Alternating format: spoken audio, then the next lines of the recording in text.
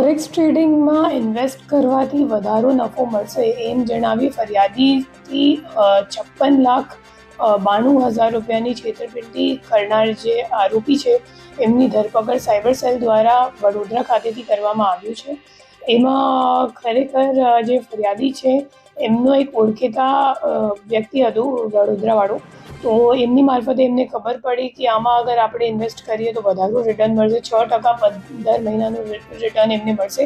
તો એમ જણાવી એવી લાલચ આપી. પછી એમની મુલાકાત જે આપણે અટક કરેલ આરોપી છે ગોસ્વામી, સોમપુરી ગોસ્વામી, એમની સાથે એમની ઓળખ થઈ અને પછી સોમપુરી ગોસ્વામીએ એમની 56,92,000 રૂપિયા 3 બેંક અકાઉન્ટમાં લઈને અને પછી એમને કંઈક વિડ્રો કરવા દીધું નથી અને એવી રીતે એમની સાથે છેતરપિંડી કરવામાં આવ્યું છે.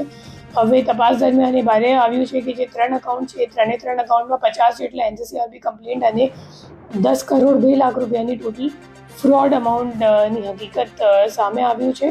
અને એના સિવાય જે નાસ્તા ફરતા આરોપીઓ છે એમાં જે મુખ્ય આરોપી છે લવીશ ચૌધરી, એમને ઉપર ઓલરેડી એક ઈડીનો ગયા વર્ષમાં મોટું કેસ કરવામાં આવ્યું હતું, જેમાં 400 કરોડ રૂપિયા ઈડી દ્વારા ફ્રીઝ કરવામાં આવ્યું છે.